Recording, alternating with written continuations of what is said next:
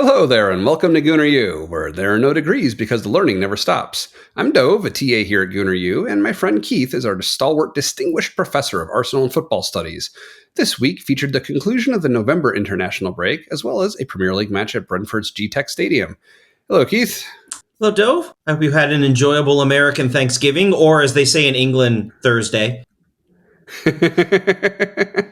Yep, I was worried that I wouldn't be able to top our intro from last week. I hope I came close.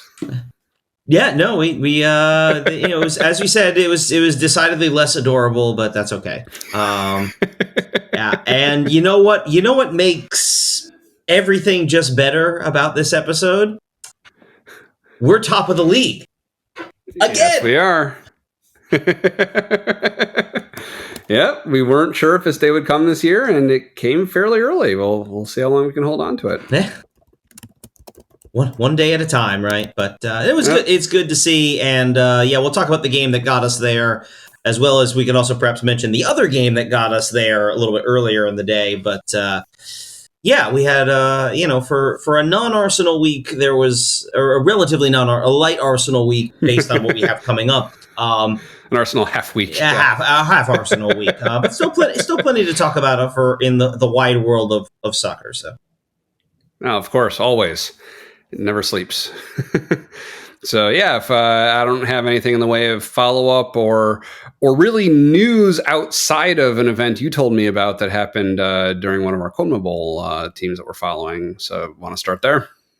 I guess we could just jump right into the second stage of World Cup qualifying. Right. So Argentina was playing in Brazil, and they did eventually manage to win 1-0. That game was delayed, I believe, right?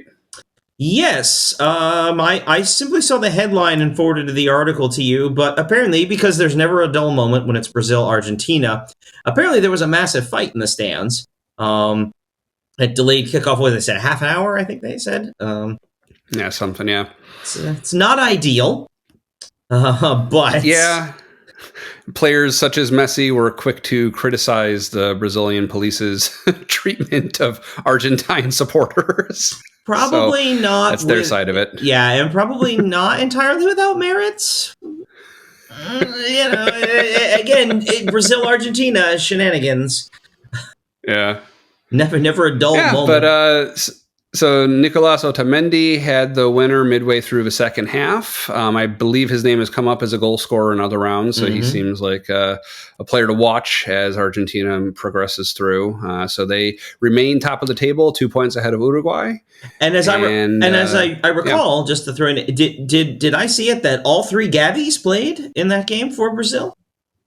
I didn't check. If you believe so, I believe it. Well, I know because it was a big thing with Gabriel Jesus in particular getting the start, and I understand he went. He played a good chunk of the game. Interesting. Because it'll come up later in the Brentford match, but I had a feeling his knee maybe not being top shape still was why he was probably substituted out when he was in that match. So it's interesting to note that he had some international playtime. So that was an interesting thing coming into it. The Arsenal was apparently not thrilled that he got called in. But yeah, Arsenal has a long-standing policy of if players get called up by their national team and they want to go, Arsenal will let them. At least that was generally the case under Wenger and for many years before that. I don't know quite if it's the same way here, but apparently Brazil called him in, and guys want to play for their national team, and to turn that down, like, even if you're kind of saying, I don't know how I'm feeling, like, to turn that down. I mean, if you're Brazil, listen, we've got attacking players. We don't need you necessarily. So it could hurt you down the line to get that call or not take that call. Sure. Yeah, no, it makes sense. Yeah. So all three Gabriels actually played for Brazil. I looked it up. Jesus went full 90, so he played the whole game, coming back from injury. That's, of course, just what you want to see from an Arsenal perspective. But both Martinelli and Gabriel Magalhaes were both subbed out later in the game. Fun story about Gabriel's substitution. He was subbed out for Joel Linton, who several minutes later decided to get himself a red card and was thrown out of the game. So not so great if you're Brazil. But I suppose if you're following Argentina, like someone on this show actually is, I suppose that was a little bit better result for Yeah. them. Interesting. So, how did Colombia fare? Colombia finished up a good window with the win over Brazil. They followed that up with a 1-0 win in Paraguay, which is a pretty good window at all overall for Colombia. They're currently third in the standings. And it's too early to say they're definitely going to qualify for the World Cup, but they are in excellent shape to qualify for the World Cup, which isn't a surprise. They're a talented bunch. They've got some good pieces around. But Colombia can feel pretty good about how qualifying is going to this point. I believe I closed the tab and so of course lost it. I believe the next window for South American qualifying is actually not March. It's actually not going to be till September of next year. So Okay. there's a little bit of time for that. Yeah, they don't have as many teams, and it's a more straightforward tournament structure, I guess. So right, and they've done this. I think they said since like 1998, and we talked about this. The full league table, which increasingly you start to wonder, even as we go forward in towards like 2030, and we go through another 48 team World Cup.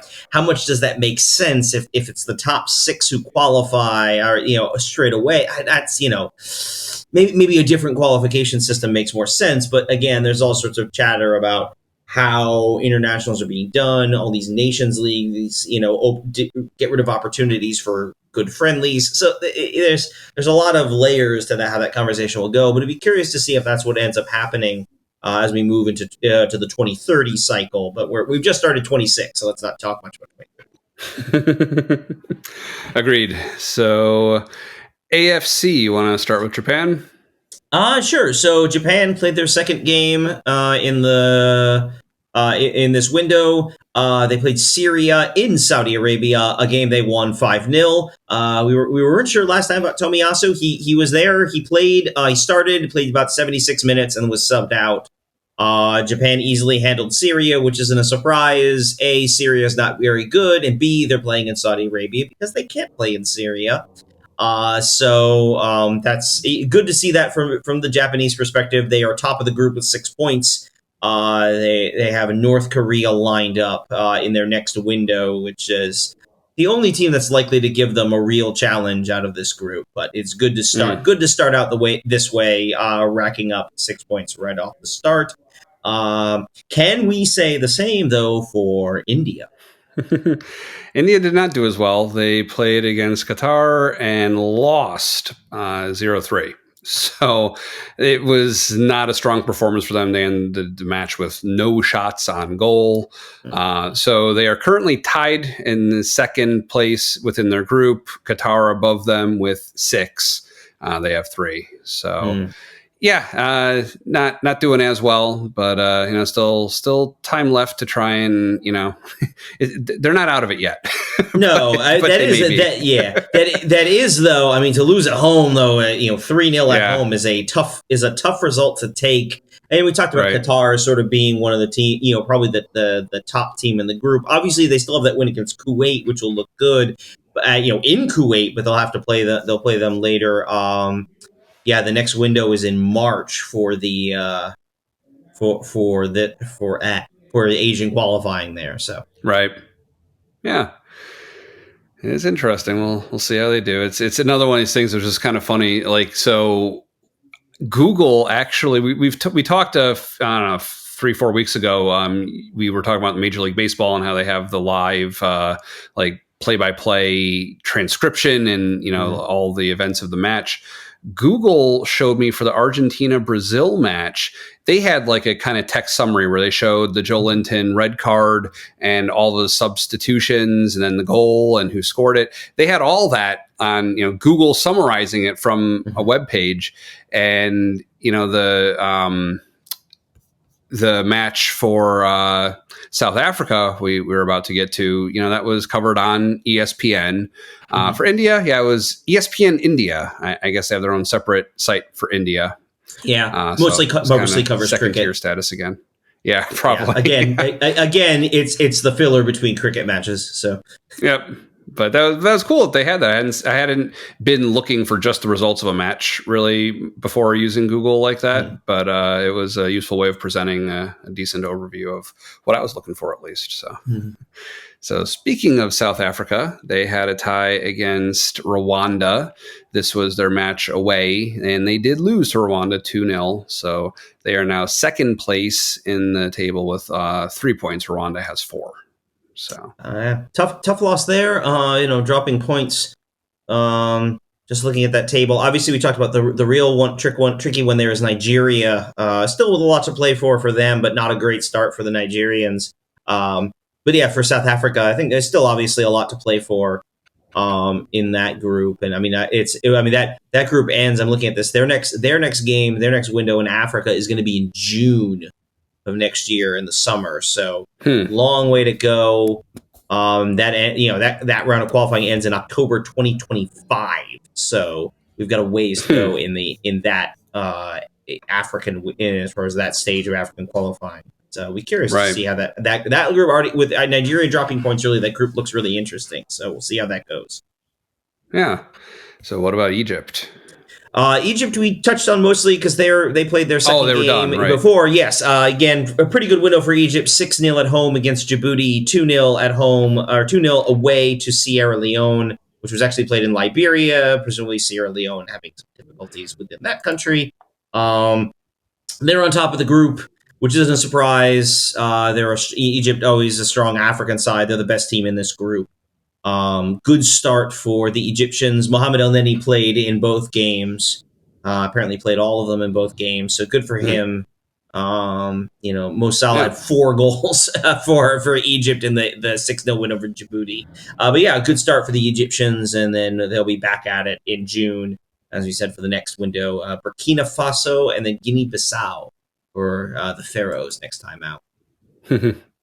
I should say one of the other thing I think one of the things that's going on there in the case of both Asia and Africa, one thing we'll watch for. We'll talk a little more about this when we get to that time of the calendar after the new year. Both of their continental competitions are in January, so that's the Africa Cup of Nations and the Asian Cup.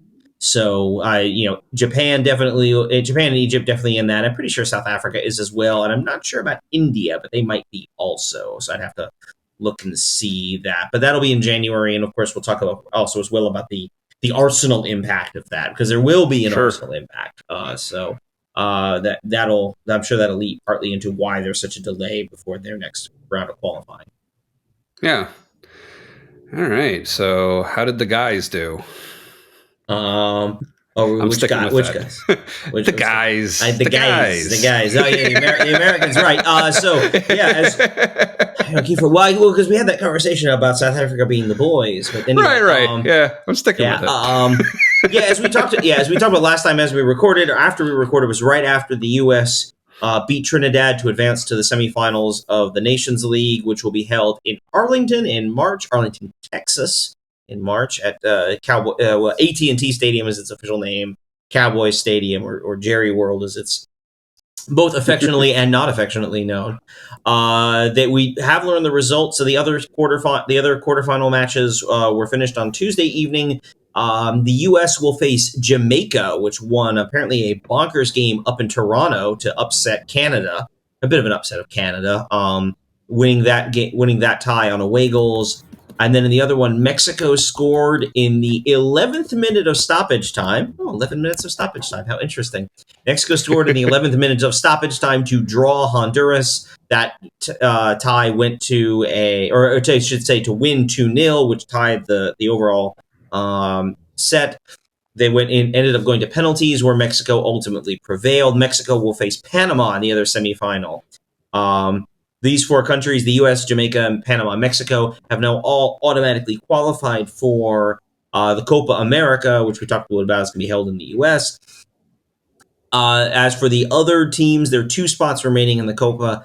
Canada and Trinidad will play 1 game in a knockout. Honduras and Costa Rica will play in another. The winners of those games will qualify for the Copa America, along with the other teams in there. One other thing to keep an eye on, I'm just looking at I'm turning my head to look at my calendar. I can't because it's November. So December 7th December 7th is the draw for the Copa America. The U.S. is in pot 1 with Brazil, Argentina, and I believe Mexico as well. So we'll talk a little bit about that. We could probably talk about that when it gets closer or when that time is coming. But sounds like a hot pot. Yes, it's gonna be a good one because it means we don't have to play Brazil or Argentina, which is all I really want at this point. So.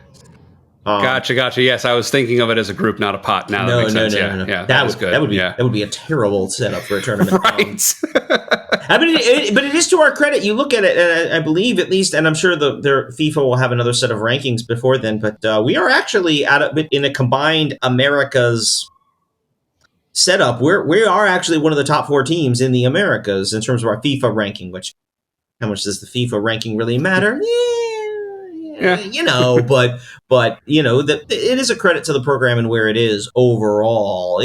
We're definitely not at Brazil, Argentina level, but there's no reason we can't be in the same conversation as a Colombia or even a Uruguay. Although I'd take Uruguay over pretty much everyone except Brazil and Argentina at this stage. But we'll see where we are next summer. It's a great opportunity for the U.S. and I'm excited to be a part of it, especially since it's happening here in the United States.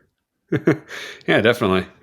It was funny, actually. I was out on the playground with my son, and it's a school playground, so there's a field there, and there's some kids kicking around a soccer ball, and they had soccer jerseys on. And I was trying to identify who the clubs were, and I couldn't really make it out. I wasn't sure what I was seeing, but then I saw on the back that, it's a Ronaldo jersey. They're jerseys for the Saudi team where he's playing now. So, yeah, okay. Yeah, interesting. I mean, that's why they bought him. Right. I mean, heck, that's why MLS brought in Messi, because they knew he'd move shirts. I can't. Right. It's not a criticism, but yeah. Yeah. So, meanwhile, I would like to thank Zencastr, which is, of course, the product that we use for recording this very show. We are using it as Keith and I speak. So we use it for every episode, and it takes care of all the behind the scenes stuff as far as recording and upload and synchronizing and communication while we're doing the show. So it is a super easy platform to record a podcast. You just log in using your web browser and you start recording a high quality podcast right away. You record studio quality sound and up to 4K video with your guests. Feel a sense of zen, knowing Zencastr's multi-layered backups ensure you always have your recordings in the highest quality, even if the connection is unstable. It is an all-in-one solution, so if you've thought about podcasting before and you gave up thinking you needed a lot of different tools and services, those days are over. With Zencastr's all-in-one podcasting platform, you can create your podcast all in one place and then distribute to Spotify, Apple, and other major destinations. So with their new iPhone app, it is also easier than ever to record now with their direct app that Zencastr made, so you can podcast on the go. So if that sounds good to you and you want to ignite your dream, go to zencastr.com/pricing and use our code Gooner, Gooner, and you'll get 30% off your first month of any Zencastr paid plan. I want you to have the same easy experience as we do for all our podcasting and content needs. It's time for you to share your story. Again, use code Gooner at checkout or use the link in the show description. So Arsenal had a good week.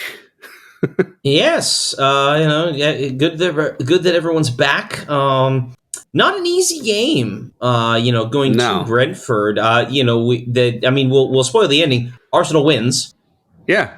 Although I suppose if you're listening, you probably knew that. But I better say, they have other big clubs have struggled at Brentford. This season and in recent years. So for us to come in and have won the second time, by the way, because don't forget we beat them there in the League Cup a little bit earlier this year. That's a credit to us, to be able to pull off that result, at Brentford. So good on us. Yeah, I mean, it was an interesting match. I guess one thing that I definitely want to make sure we address is Ramsdale's performance. Mm-hmm. He had a couple notable errors. What was your take on it? Because I definitely had some thoughts. So first off, we should talk a little bit about. So how well did you pick up on why Ramsdale was playing in the game? They explicitly mentioned that this was contractual because of the Brentford loan of Raya, which we touched on when we played them at home. Right. Well, Or when we played it them wasn't in at the home. It cup. was the cup. Right. Right, which Yeah. which is interesting that they decide. That's an intricacy. I'm not sure I would have known that it. I mean, because I knew about that rule. It was interesting to me that because they could, I guess, allow it in the cup or something. I'm still a little uncertain about Oh, how that interesting. So you're works. saying in the cup we could have played Raya but chose not to. This time we weren't allowed to? You're right. Or I thought actually they said that. I believe that actually. I have to. I'm now going to look this up. I believe that actually that was Raya's debut. Actually, with us, I thought was playing in that game. Now I'm trying to look. I'm trying to find Yeah, no, this I'm pretty somewhere. sure I remember at the time that was the first time Ramsdale had played since Raya's debut with us. Right. Yeah. Yeah. He. Yes. He. That's right. He came back and played. In Yeah. that game. So, but yeah, apparently they said he could play. It's an interesting. But Hmm. yeah, obviously this one there seemed to be no doubt he wasn't playing, and um I thought it was a tale of two halves. I thought in the second half he was much better. And I think some of that comes from a little bit of rust. And some of that also comes from a little bit of being a little amped up. We know Ramsdale's a really emotional guy. And that sort of thing impacts his play, and a lot of times in a positive way. And especially the banter he has with the fans, the give and take there. I mean, it certainly I think benefited his performance when we went there in the cup earlier this season. But early on, you could tell he looked a little bit off. Obviously, he had two very high profile mistakes that. I believe is one of the analysts said he referred to him as a lucky boy, which He was. yeah, Yeah, it fits. and they were. Yeah, I think there's just notice. So the two plays obviously that are noteworthy, that are the real big mistakes. The first one that leads to the goal line clearance by Rice, or the block by Rice.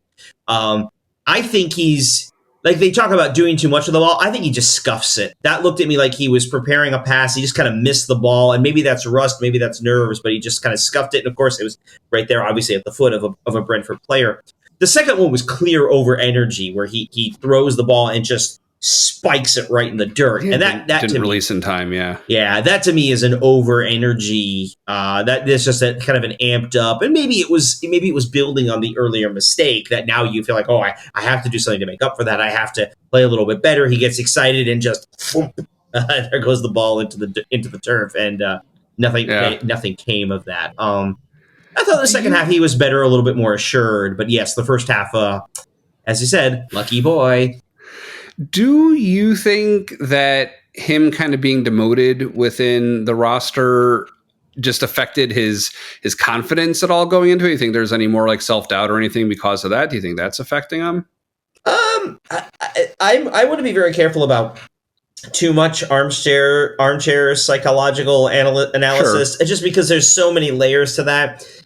I think, I guess he wouldn't be. It wouldn't surprise me if there was a little bit of that. But Ramsdale's always had a good deal of confidence, and frankly, a lot of like at that level of the sport, especially for a position like keeper, where you have to have, that's a goldfish memory position. You have to have that mindset, just because. I mean, I've heard this. Hockey goalies will talk about this. That's, imagine if every time you made a mistake at your job, a red light went off, sirens sounded, and thousands of people cheered. Like, right? Yeah, the stakes of Yeah. making an error like that are so much higher, and so you have to have a certain amount of, okay, shake it off. And I think some of it was just rust. He hasn't played in a while. Mm, He is a very confident person, and we've seen that he's a very confident player. So I don't know that that's a confidence problem. I think it was a little bit more rust, and maybe a little bit of nerves. I mean, the fans, they were giving it to him well, in part because obviously they knew David Raya. He played for them, and so they have. We can't repeat the chant here on the on the podcast, but they offered their comparison to Raya, and you got to think that gets to him a little bit. But hmm Interesting. But yeah, I mean, while we're still talking about the lucky boy aspect of this, I mean, oh my gosh, that block by Declan Rice was amazing. it's, yeah, and it's a lot of that's just his kind of, we we could turn this now into the Declan Rice appreciation moment of the podcast. It's like his ability to be in the right place. He's a player who's he clearly has excellent instincts for where he needs to be, and he does. I mean, because I had seen, so I watched the game on delay. I was traveling when it was playing live, so I had seen the highlights, and I knew that play was in there because oh dear, that's making a highlight package.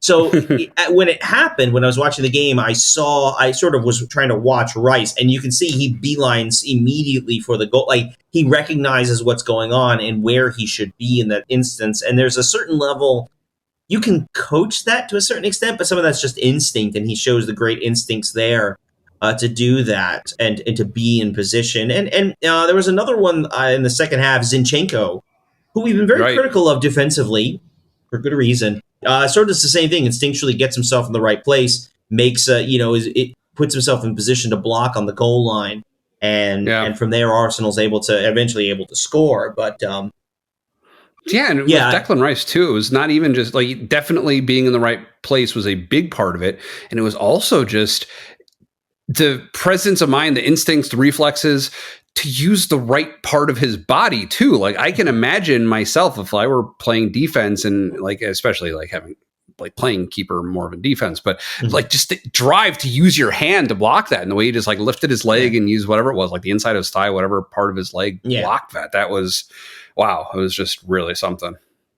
I mean, some of that is just the you think about it. I mean, he's been playing this sport his entire life. The instinct kicks in. You're not supposed to use your hands. I was a little surprised. Like, you see a lot of times those guys, they tuck their hands in behind their back, so there's definitely no arm contact. He doesn't do it though, but he's very clever. Keeps his balance, has his foot out. Like, is very good about positioning his body and getting the block in, and not just like throwing himself in front of it, blocking it and being able to do something with it to get it away.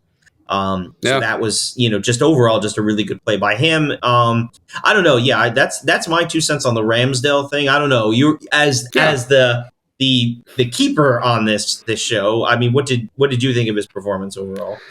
Yeah, no, I mean, clearly those mistakes were very lucky that they didn't cost us in the end. I think it does. I agree with you. I think rust and nerves is the easiest explanation for those mistakes, which I don't remember him making before. That's why it's so notable. Like, these are not things that we've seen him do much at all, let alone twice in the same match, which is why it deserves some discussion, But yeah, it was it was a relief that we had a good enough defensive squad to shut down the chances afforded by those. So, and I do think they made this, and I think the comment was made there. Or somewhere the stat popped up. We've allowed, I think, 10 goals in the Premier League all season. I mean, we do have a very good defensive record overall, and we can talk a little bit about this in terms of just when we get sort of an overall holistic picture of this game. We've generally controlled games. Yeah, we've given up 10 goals in the league all season, which is the best in the league, although Liverpool's only given up 11, which is a bit of a surprise. But yeah, I mean, we're definitely in that. We're well behind the pace in terms of the goals. I think in terms of goals scored relative to last year, but definitely doing a very good job defensively, which has been, I mean, I love good defense. I'm not gonna. There's no. Some people are complaining. Honestly, as long as we're playing good defense and not giving up a lot of chances, which we aren't, then so far I don't have a lot of complaints in that regard. I should say. Yeah. All right. So I think, as far as officiation goes, I think overall the match moved. There weren't really a lot of calls in general. I think overall it went pretty smoothly. There was not a lot of stoppage time. It was a pretty straightforward match officiation wise, except of course the offside call in the wake of Trossard's first goal. I understand typical offsides a lot more than I do with what ended up happening. Like, I get why. I get it's because the ball is onside and the ball was past the last defender. So, okay, fine. I understand that they drew the lines and it was clear cut and that was offside. I guess I don't necessarily understand why the rule is written in such a way that is a problem. Like when your whole team manages to get ahead of the last defender, why can't you pass it forward? I think, and I'm now trying to pull up because I ended up closing my browser earlier, so I lost all the stuff I had open. So I'm trying to pull up the laws of the game and get the exact wording on the offside. My suspicion is, as we're not hunting for it, this is kind of one of those weird marginal situations where it doesn't feel like it should be a problem. Yeah, because the ball is past the last defender like that.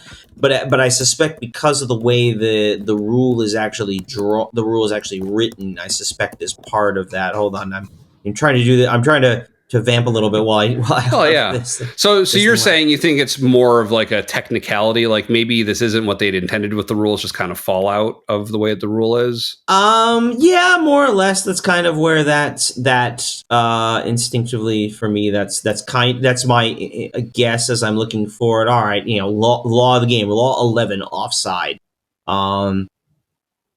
Let's see. Yeah. So okay, I see it.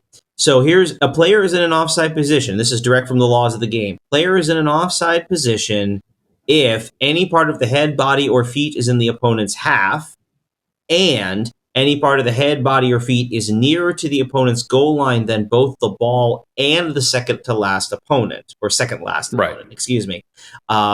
So if you notice, what they're measuring there is where Trossard is relative to the ball when Jesus has it and first makes his play, because he heads it in, and it's actually Trossard knocking it on the rebound. But because of his position when the ball is played, the keeper doesn't have possession of it, and so that rebound, he is already in the offside position.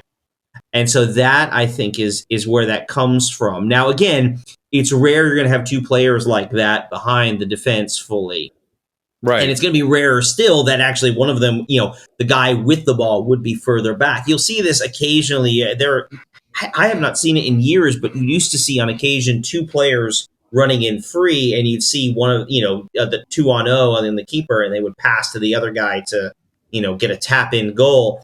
But even in those cases, the guy with the ball is a little bit ahead of the other player. Right. So when he makes the pass, he's timing his run. Yeah, when he makes the pass across, the other player just runs onto it and finishes it, which is ideal. Like, it's harder. Yep. It's easier to square straight across as opposed to like trying to angle even further in front of the guy. Like, if you think about the angles you have there, the keeper can come out and make a play on the pass, and so but yeah. So basically, because he is in front of the ball between the second to last defender and the goal, he is offside. And you saw that, like, there was no argument from the Arsenal players. There was no argument from the Arsenal bench. There was no reaction. Everyone just said, "Yep." No. They measured the lines. It was offside. Right. I didn't think it was a bad call. It was just like an irritating call. It's like a groan, like, really? Okay. I still think one of these days it would be fun to become dictators of the game for an episode and like talk about like if we could rewrite the rules at our whims, like what we might do differently. I think that'd be something fun to do. Yeah, that idea floats out now and again, and there's all sorts of weird ideas. I'll be honest, I don't know if it'd be a great episode because I don't have a lot of like. I don't know. I philosophically I have this sort of objection to like like making changes based on marginal cases like on some level that's just how it's a weird one, but that's just kind of how it goes sometimes. Well, yeah. Right. And you definitely shouldn't make decisions based on one game. It's just kind of this, along with other frustrations with the way that offside is treated, is one thing in a list of things that if I were the ruler of FIFA, that I would write my pen and submit to you for ratification so you see what you think about. But there we go. That might be the way to do it. Now speaking of grading homework, you're the TA. You're supposed to do the grading here. I don't know about this. Incidentally, that is a role that I actually have had in the past. Same. Well, you progressed beyond that point, while I did not. Right. Well beyond the point. So anyways, so yeah, I mean, I don't really have much in the way of additional notes until we finally had Kai Havertz being in the right place at the right time result in a goal for us. We had kind of the catharsis of his entry into our team finally. It was his first goal for open play. Obviously, he had the penalty, right. Yep. and they pointed this out. It was a penalty in a game that was already over. It's a nice goal, but obviously, this is an important one because, as we talked about, this puts us. We knew going in that a win would put us at the top of the table, and we won, and so we went top. So to get the goal late like that, at some level, that's kind of one of the nice things about Havertz is he's very tall. And so if we're able to set ourselves up, we can whip crosses into the box. I saw this suggestion somewhere, if you run that play 10 times, you could get a goal out of it with a player like Havertz, who's tall and is capable generally of putting himself in positions and getting his head on the ball and getting it to the net. If you could run that play 10 times in a game, that's a goal. And the kinds of opponents we're facing or the kind of tactics we're facing in the league, 1-0 could do it. We're in a very fortunate position overall. They feel like tight margins sometimes, but you look at the way Brentford played. We're already talking about the goal, which is the 89th minute. Honestly, not a lot happened in this game, right? Right. There's really not a lot to say about how the game went because, for the most part, Brentford put 10 men behind the ball, and we just kind of passed around them until we could find a good opportunity. And yes, they had a few chances on the counter, and yes, they had a couple of defensive errors on our part. And, the margins are thin, but the benefit we have there is it puts a lot of pressure on you to play defense like that for 90 minutes. You cannot make a mistake, and you see it. They switched off for a second. Havertz got free on the back post and just nods it in, and it's 1-0. And that's it. That was it. That was the ball game because they just weren't doing enough to really put pressure on us to really generate something going forward. Right. And I think for us, it's sort of going to be, and this is going to be a general thing. Mine is a handful of opponents. Spurs went at us. Obviously, City is going to come at us. Liverpool will come at us. But even like Manchester United or Chelsea spent a lot of time sitting back and defending. I'd be curious to see what Aston Villa does. Even Brighton. But already, I think about how many games this season we've seen where everybody puts 10 men behind the ball and we have to break them down. And that's just kind of what we're going to see. And I think. Ideally, our ideal tactical attack comes down the wings, right? We talked about the strength on the wings, Martinelli and Saka, how good they are. Right. But if you watched, especially on this game, and it was pointed out by the commentators, they're getting double teamed both times, which means, of course, you have to change the direction you're going in. I guess you'd say that should be Odegaard, but Odegaard drifts off to the right with Saka. Ben White wasn't playing. Tomiyasu.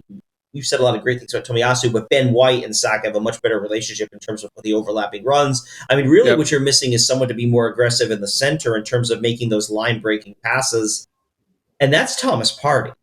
And that's, I think, an area where we're really seeing the lack of Partey being an issue, to give us that extra dimension through the middle. Because, again, as much as we can turn this show into the Declan Rice Appreciation Hour, that's the one thing that Partey does that Rice doesn't do yet. And so he doesn't quite fit that same role, and so he can't quite do those same things. And so it becomes a question of what are you going to do to break down your opposition when your ideal play doesn't work. Now, having said that, look at how we got the goal. Havertz is there, but who whips the cross into the back post? It's Saka. Right. And again, he's a guy he didn't have a particularly noteworthy game, but, it takes one moment of genius, which he's capable of, and, 60 million down the drain, Kai Havertz scores again. as they sang incessantly after the goal, which I find that song hilarious. But anyway. Yeah. I noticed you're talking about kind of moving over to the left. I noticed Martinelli playing over to the right, at least on a few occasions. That was interesting.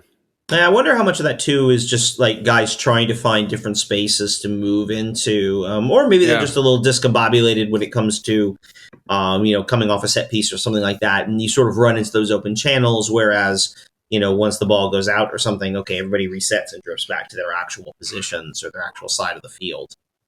Right. So I think that might be part of it as well. But I think we have to be, to a large extent, we are going to have to continue to be creative. And this is a good result. We ground out a win, tough play, not an easy place to play.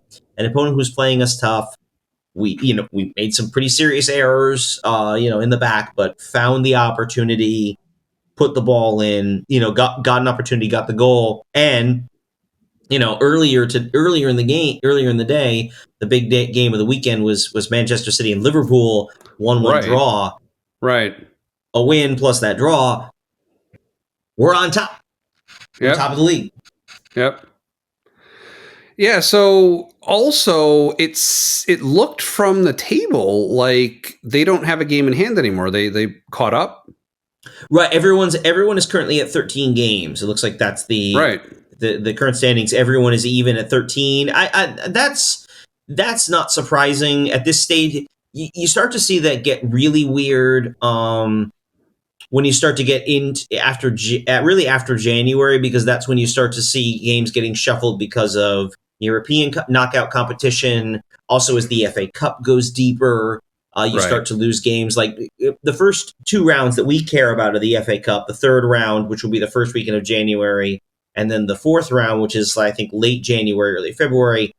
Generally speaking, the league takes off that weekend because they know most of the Premier League will be playing in the FA Cup. Once you start getting into those later rounds, fifth round, quarters, and semis, now it really becomes, listen, we've got to squeeze the league in, and if that means you have to take off because you or your opponent is in the quarterfinals of the FA Cup, then you're going to squeeze that game into a midweek window that we have sometime in April, and that's when you start to see the games played get a little funky. There was a little bit of a thing earlier this year. Luton was adjusting, that had to make some adjustments to their stadium, and as a result of them, coming up and having to do more things, so that game had to get pushed later, but that's been made up. So everybody's on 13 right now.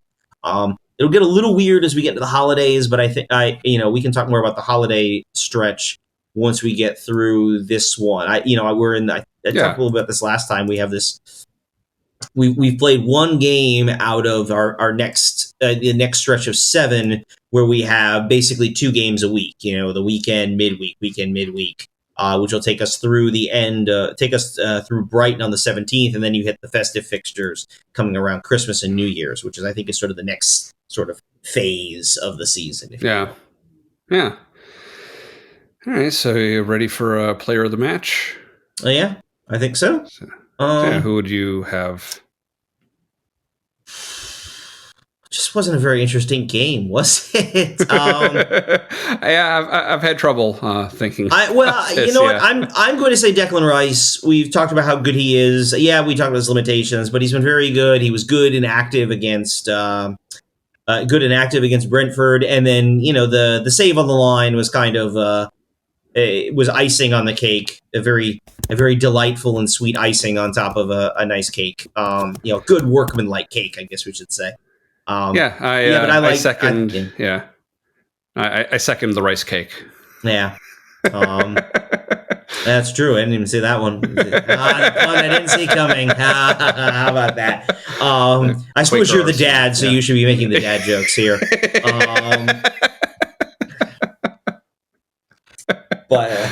But yeah, no, I was thinking the same thing. If I'm forced to pick, I think that was above and beyond the Call of Duty for a defender. That was top-notch defending, and I think that in a game such as this, I'm tempted to think of Havertz, but it's like, I'm still a little hesitant to praise him too much. I want a little more from him before I start recognizing him more. So I think Havertz would not be a bad choice. We've talked about him working his way in the team and all that. It is an important goal. Like let's give credit where it's due. It is a big goal, and to score it, and he definitely got his enjoyment out of the celebration, and good for him, and that's all great.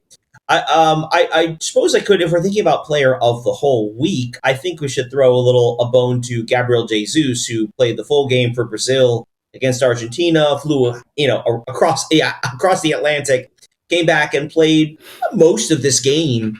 Right. And again, that's just sort of me being excited that Jesus is back in our lineup. And he was subbed off at 66 minutes, I think I see here.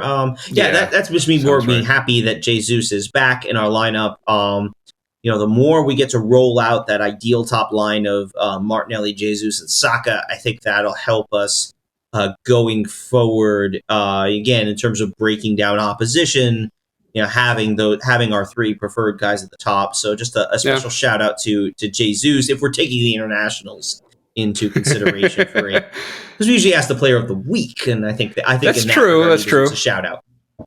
Yeah, the player of the blank. There's certainly some latitude in that. We've taken liberties before, and I have no problem with that. So should I change your official entry to Jesus? I'm thinking I'll probably do some kind of total at the end of the season.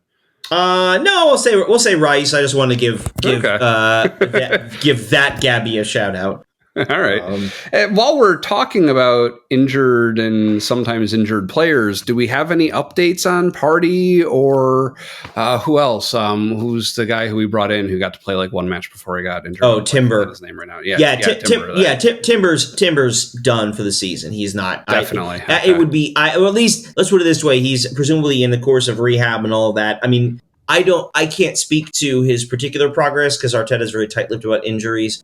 Having seen ACL injuries in other sports, I would be shocked if we see him this year. I do not expect him to play this season at all. Party, the last time I remember hearing, and I have to look up a little bit, the last time I remember hearing is he is probably not coming back until probably the new year. So I bumped my screen there. That's why everything got a little shaky. He's probably not coming back until after the new year, which means the next time we probably see him play will be with Ghana in the African Cup of Nations. Not my wooden table here. That makes me a little nervous because as we talked about, he adds an extra dimension to our game, and especially it's going to test our depth running through really from now until arguably the end of January. I suppose the other option is we cross our fingers and hope Ghana crashes out of the Cup of Nations in 3 games, which that happened to them last time, I believe. Okay. I need to look that up really quickly, but I do believe so that's the hope that he doesn't get the chance to injure himself before he plays for us again. Right, or at the very least, if they play 3 games, then he comes back at the end of their group stage, which, hold on, let me pull up the schedule here. Yeah, Ghana is in a group with Egypt, Cape Verde, and Mozambique, and the top 2, they're going to the next round. That would be he'd be back, late January, as opposed to if they go deep in the tournament. The final is February 11th. And that tournament kicks off. What are we looking at here? January 13th. We might get a game or two from somebody before. We might get a game or two from somebody before we hit the holiday. Before that, but the impression I got was that he probably doesn't come back until the Cup of Nations. So Ghana did actually finish dead last in their group. I looked this up, 2021, in the last one, a group with Morocco, Gabon, and Comoros. So this is not out of the question, but I suspect Ghana. Yeah, so Morocco ended up making it decently far in the World Cup. So but this was the Africa Cup of Nations. This was in January. Oh, right. And right. I mean, but that team is in pretty good shape. Yeah. Yeah, I mean, that was a few games. That was obviously a few years ago. We'll see. I'm not going to follow the Cup of Nations closely, but we'll keep an eye on it, of course. And of course, I suppose we have Egypt and South Africa to look for. They're both in it, so that's right. All right. So what's coming up next week? So busy one coming up, as we said, 2 games a week for the next couple of weeks into mid-December. We are Wednesday at home to Lens in the group match day 5 of our Champions League group. It'll be Paramount Plus, and the various CBS network setups. Match day 5, big one. A win against Lens would officially give us top of the group. So at home, avenge our one Champions League loss to this point. That'd be nice to wrap that up, and so that maybe we can do some rotation for the final group game. Right. Saturday, Saturday, back to the league. We are home against Wolves. Which is a game that we should do well in. Wolves plays generally pretty solid defensively, struggles to score goals, but a game we should do well with. That is, I believe you said this. Is that a Peacock game? I believe you said, or No, this one is on USA, so it will not be streaming on Peacock same day. oh, okay, So. right. And then from there, and then just to announce, obviously to keep looking ahead, we record on Mondays. Next Tuesday will be our our trip to Kenilworth Road. Arsenal plays Luton Town. I'm a little disappointed. Both of the Luton games are in midweek, and so like you can't. And I find that a little disappointing. But anyway, yes, we'll play. So yeah, we've got Lons, home to Lons on Wednesday, Saturday home to Wolves, and then next Tuesday at Luton Town. A stretch where we should feel very confident about picking up lots of points, and that's come right. about that. This is a good space for us to get a lot of good results, and I imagine both City and Liverpool will be putting the pressure on us in their Premier League games. City, of course, has City is still as a Champions League game, and Liverpool is Europa League as well. So, right, we're all kind of in the same boat at this point. All right. Just throwing a little monkey wrench into our typical format. There's one question that I did want to ask that I forgot about earlier. Okay. So, now that I've signed up for the free level of Arsenal membership, just because I wanted to get notified about shirts being available or something like that. I get match day emails from them now, just kind of, and it's nice. It's a nice format that they have that shows the form for both teams. It's all themed in the jersey style that we're going to be wearing that day. Just kind of gives a summary of the club's performances against each other. It's nice that they do that. It's cool. What I was surprised by with the Brentford email is this match this weekend was only our 19th against them. Are they a new club overall, or are they just only recently promoted to the Premier League, or are they kind of like a yo-yo club that is just not in it as often? Yeah, so the opening of the Amazon documentary, which now depicts 2 seasons ago, now it was the 21-22 season, that game we opened the season with that rather embarrassing loss at Brentford. That was Brentford's first Premier League game since like 1947. Like they were in the league shortly after the war, because of course this being in Britain, they had to shut down the league because of World War II. They were in the league shortly after they got relegated and had been in the lower divisions until then. So that was a big day for Brentford to just be back in the league, and of course to win against Arsenal. Everybody had a good time with that.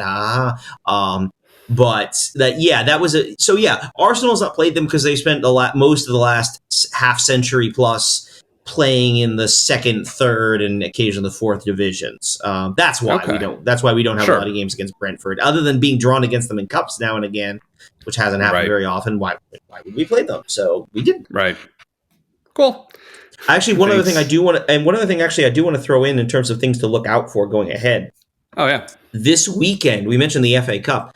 This weekend is the second round of the FA Cup. So a lot of the teams in the third and fourth divisions, plus a few lower ones. Just looking at our list, there's a team from the eighth division, Ramsgate, currently plays in the Isthmian League Southeast Division, the eighth level of the football pyramid. They're playing in they're the second round of the FA Cup is this weekend. At the end of the weekend, and I'd have to look and see exactly when it is, but probably before we record. I bet it wouldn't surprise me if it's Monday. There will be the draw for the third round of the FA Cup, which is the one we will be playing in. So we might have an FA Cup match to announce an FA Cup game to throw onto our schedule, at least officially the opponent and the site. We wouldn't have the specific date, but that would be, I believe, the first weekend in January, first full weekend in January. So just something to keep an eye on. Yeah. Cool. Thanks for joining us at Gooner U. We're on Apple Podcasts, Spotify, and some other places, and we appreciate you subscribing to our show and sharing it with friends. If you're watching on YouTube, and we recommend you try it, definitely, there's always a link in the description if you want to see the current week's episode. If you're watching on YouTube, please like and subscribe. To support the show even more, of course, you can become a Gooner U superfan for ad-free episodes and bootleg recordings available the night we record.